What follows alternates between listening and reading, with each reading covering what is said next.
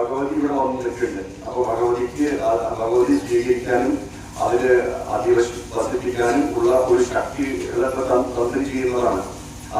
അതിനൊരു പീഠം വേണം, അതിന് ഒരു രൂപം വേണം. ആ രൂപത്തിലേക്ക് കൊണ്ടുവന്നിരുത്തുക. അത് കഴിഞ്ഞാൽ നമുക്ക് പിന്നെ ഭക്ഷണവും വെള്ളമൊക്കെ വേണമല്ലോ ജീവിക്കാൻ.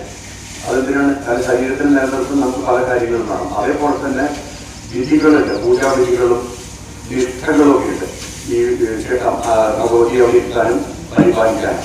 അത് കറക്റ്റായി ചെയ്യുമ്പോൾ ചൈതന്യം നിലനിൽക്കും. അത് നന്നായിട്ട് നമ്മൾ അതിന് കണക്ട് ആകുമ്പോൾ ആ ചൈതന്യം വർദ്ധിക്കും. ചൈതന്യത്തിന്റെ ഒരു സ്വഭാവം എന്ന് പറഞ്ഞാൽ നമ്മുടെ ലാൻഡാണ്. നമുക്ക് എത്രത്തോളം ആവശ്യമുണ്ട്, എത്രത്തോളം നമ്മൾ കണക്ട് ചെയ്യുന്നുണ്ട്, അത്രയും കൂടി ചൈതന്യം വർദ്ധിക്കും. നമ്മൾ ആരും ശ്രദ്ധിക്കുന്നില്ലെങ്കിൽ ചൈതന്യം ശോഷിക്കും. അതേപോലെ തന്നെ നമ്മുടെ ജീവിതവും, പ്രത്യേകിച്ച് ജീവിതം കൊണ്ട് ഉദ്ദേശമൊന്നുമില്ല, വലിയ എയിമൊന്നും ഇല്ലാത്ത ആൾക്കാർ ഇങ്ങനെ ഓടിക്കൊണ്ടിരിക്കും. അതേ സമയത്ത് എനിക്ക് ഒരുപാട് കാര്യങ്ങൾ ചെയ്യാനുണ്ട്. നമ്മൾ ചെയ്യുന്ന കാര്യങ്ങൾ മറ്റുള്ളവർക്ക് ഗുണമാവണമെന്നുള്ള ലെവലിൽ വന്നാൽ നമുക്ക് വലിയ ചൈതന്യം വരും, ശക്തി വരും. അതെന്താ നമുക്ക് പല ആൾക്കാർക്ക് അനുഭവിക്കാൻ പറ്റാത്ത വെച്ചാൽ ഞാൻ എൻ്റെ മാത്രം ചിന്തിക്കുന്നതുകൊണ്ടാണ്.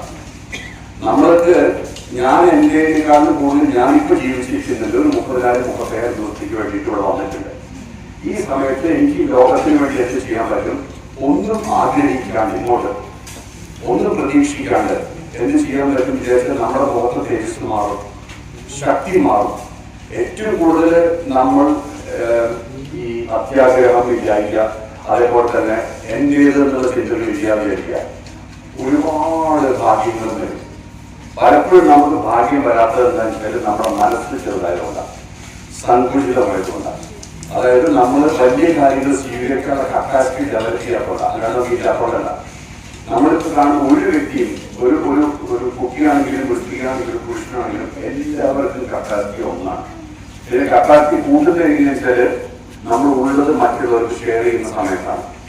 അതായത് വെള്ളം നമ്മൾ കിണറ്റിൽ കോരുമ്പോൾ പുതിയ വെള്ളം വരും. ഈ വെള്ളം ഞാൻ കോരിക്കുക വിചാരിച്ചാലോ ഒരു മാസം കഴിഞ്ഞാൽ വെള്ളം ഉപയോഗിക്കാൻ പോലും പറ്റില്ല. അതിന്റെ കാരണം എന്താണ്? അത് സ്റ്റാഗ്നേറ്റഡ് വാട്ടറാണ്. അതായത് മൂവില്ലാത്തൊരു സാധനത്തിന് ജഡം തുല്യമാണ്, ജഡം പോലെയാണ്. അപ്പൊ അത് മൂവിങ് ആണ് ലൈഫ്. ആ മൂവ്മെന്റ് വേണം. കയ്യിലുള്ളത് എല്ലാവർക്കും വീതിച്ചു കൊടുക്കുക. അപ്പൊ ഇനിയും വരും. അതേപോലെ തന്നെ ഇവിടുത്തെ ചൈതന്യം ഇനിയും വർദ്ധിക്കണം. അതിന് കാരണം എന്താണ്? എല്ലാവരും ഭഗവതിയെ വന്നിട്ട് കാണുന്നു, സമർപ്പിക്കുന്നു. അവനെ തന്നെ ആ പൂജാവിധികളോ അല്ലെങ്കിൽ അതിന്റെ കാര്യങ്ങൾ പങ്കെടുക്കുന്നു എന്ന് പറയുമ്പോൾ ആ പാർട്ടിസിപ്പേഷൻ എനർജി കൊണ്ടുവരും. അങ്ങനെയാണ് നമുക്ക് ഈ എല്ലാ സ്ഥലങ്ങളും ഒരു വ്യക്തിയൊന്നുമല്ല. ഇപ്പൊ എനിക്ക് പേഴ്സണലി ഒരു പ്രസക്തിയുമില്ല. ഞാൻ ചെയ്യുന്ന കാര്യങ്ങൾക്ക് പ്രസക്തി ഇല്ലായിരിക്കാം. കുറച്ച് കഴിഞ്ഞാൽ മരിച്ചു പോകുന്ന സ്റ്റേജിലത് എനിക്ക് അങ്ങനെ പ്രസക്തിയൊന്നുമില്ല. അത് ആർക്കുമില്ല, നമുക്ക് ആർക്കുമില്ല. നമ്മൾ വിചാരിച്ച് നമ്മൾ ഏറ്റവും വലിയ ആളാണ് ലോകത്തുനിന്ന്. ഒന്നുമില്ല. കുറച്ച് കഴിഞ്ഞാൽ എല്ലാം വിളിച്ചിട്ട് പോകും. എന്ത് അവാർഡ് കിട്ടിയാലും, എന്ത് പൊസിഷനിലെങ്കിലും, ഏത് ലോകത്ത് എന്താണ് നമ്മുടെ സ്ഥാനം, മാനം, നാമം എല്ലാം പോയി പോകും കുറച്ച് കഴിയുമ്പോൾ. പിന്നെ ഒരു 2 ജനറേഷൻ കഴിയുമ്പോൾ നമ്മുടെ ആൾക്കാർ ഓർമ്മ പോലുമില്ല. ഇങ്ങനെ വ്യക്തി ജീവിച്ചത് അങ്ങനെ കേട്ടിട്ടുണ്ട്, ചിലപ്പോൾ ഉണ്ടായിട്ടുണ്ടാവും എന്നുള്ള ലെവലില് നമ്മളിപ്പോൾ നമ്മുടെ മുത്തച്ഛൻ വലിയൊരു മനുഷ്യനായിരിക്കണം അല്ലെ? മുത്തശ്ശിയോ അവരുടെ വലിയ മനുഷ്യൻ നമ്മളെ പോലെ തന്നെ അദ്ദേഹം ഒരുപാട് കാര്യങ്ങൾ ചെയ്തിട്ടുണ്ടാവണം ഇവിടെ. പക്ഷെ നിങ്ങൾക്ക് ആർക്കെങ്കിലും ഓർമ്മയില്ല അദ്ദേഹത്തിന്? ഒരു പ്രാവശ്യം ഓർത്തിട്ടില്ല ഇതുവരെ. ഓർത്തിട്ടുണ്ടെങ്കിൽ തന്നെ രൂപം തന്നിട്ടുണ്ടോ? ഇതാണ് സത്യം. എന്റെ പോലെ വേറെ ആരുമില്ല, വേറെ ആരുടെ പോലെ ഞാനുമില്ല. എല്ലാവരും അവരവരുടെ ലെവലില് കറക്റ്റാണ്, റൈറ്റാണ്, സത്യമാണ്. അവര് തന്നെയാണ് സത്യം. അത് റെസ്പെക്ട് ചെയ്തേക്കാം. അങ്ങനെ ആരും മോശമില്ല, നല്ലതില്ല. നമ്മളൊക്കെ എല്ലാമാണ്. പെർഫെക്റ്റും അല്ല, പെർഫെക്റ്റ് ആവേണ്ട ആവശ്യമില്ല. നമ്മളുള്ള പോലെയൊക്കെ പറ്റുന്ന പോലെയൊക്കെ ചെയ്യാം. അത് ചില ആൾക്കാർ നല്ലത് പറയും, ചില ആൾക്കാർ നല്ലതല്ല എന്ന് പറയും. അത് നമ്മുടെ വിഷയമല്ല. കാരണം അവർ നമ്മളെങ്ങനെ കാണുന്നതനുസരിച്ചിരിക്കും. അതെന്തെങ്കിലും മാറ്റം വരുത്താൻ പറ്റുമോ? നമുക്കൊരു മാറ്റം വരുത്താൻ പറ്റില്ല. അതെങ്ങനെ കാണുന്നത് കാണട്ടെ. നമുക്ക് വേണ്ട ആൾക്കാരൊക്കെ ധർമ്മക്കാരെ പോലെയാണ്. ഇവിടുത്തേക്ക് അത് വേണം ഇത് വേണമെന്ന് പറയുന്ന ആൾക്കാർ ഒരു കണക്കിന് ഡെഫിഷ്യൻ്റാണ്. അതായത് കുറച്ച് ഒന്നും മുഴുവനായിട്ട് പോകുന്നതില്ലാത്ത, പക്ഷെ ഒന്നും വേണ്ടാത്ത കുറെ പേരുണ്ടായിട്ടില്ല. എത്ര മഹാത്മാക്കൾ അവർക്ക് അവർ ഭൂമിക്ക് അതിനുള്ള തന്നെ കൊടുത്തിട്ട് പോയി.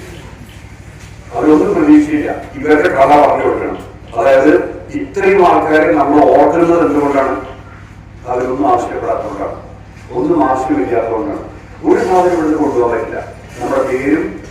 ഈ പ്രശസ്തി ചെയ്യുന്ന കാര്യങ്ങളിലെ ഈവൻ അതുപോലും മൂല്യം പോലും നമുക്ക് കൊണ്ടുപോകാൻ പറ്റില്ല, ഒന്നും കൊണ്ടുപോകാൻ പറ്റില്ല. അപ്പൊ എന്ത് ചെയ്യണം?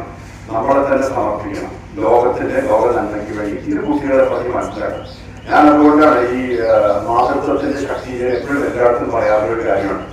മാതൃത്വത്തിന്റെ ശക്തി എന്താണെന്ന് വെച്ചാല് അടുത്ത ജനറേഷനെ മോൾഡ് ചെയ്യുന്നത് അമ്മമാരാണ്. അവരെ മോൾഡ് ചെയ്യുന്ന ശക്തരായിട്ടുള്ള ജനറേഷനായിട്ട് മോൾഡ് ചെയ്യാം. അങ്ങനെ വരുന്ന സമയത്ത് ഈ ഭാരതത്തിന് നീയും ശൈലിയും വരും, ഐശ്വര്യം വരും. അത് ഒരാൾക്കും വേറൊരാൾക്കും ചെയ്യാൻ പറ്റില്ല. നിങ്ങളത് ചെയ്തിട്ടില്ലെങ്കിൽ അവർ പുറത്തെ ലോകത്ത് പോകുമ്പോൾ വേറെ ആൾക്കാർ മോശം കാര്യങ്ങൾ പഠിപ്പിക്കും. അവർ വിചാരിക്കും അതാ ചെയ്യുന്നു, അത് അവരെ കുറ്റമന്ത്രിയാക്കില്ല. അതിന്റെ ഒരൊറ്റ കാരണമേ ഉള്ളൂ, നമ്മൾ ചെയ്യേണ്ട സമയത്ത് ചെയ്തിട്ടില്ല. അതുകൊണ്ടാണ്. അപ്പൊ അതെപ്പോഴും ഓർത്തിരിക്കുക, മറ്റുള്ളവരോട് പറയുക.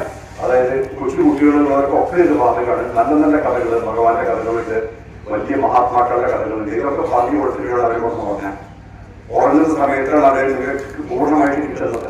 ആ സമയത്ത് പറഞ്ഞു കൊടുക്കേണ്ട കാര്യങ്ങളുണ്ട്, അത് പറഞ്ഞു കൊടുത്തിരിക്കണം. എന്നാൽ മാത്രമേ അവരത് മനസ്സിലേക്ക് എത്തി ഉറങ്ങുള്ളൂ. ഉറങ്ങിയിരിക്കുമ്പോൾ അത് ചെയ്യുള്ളൂ.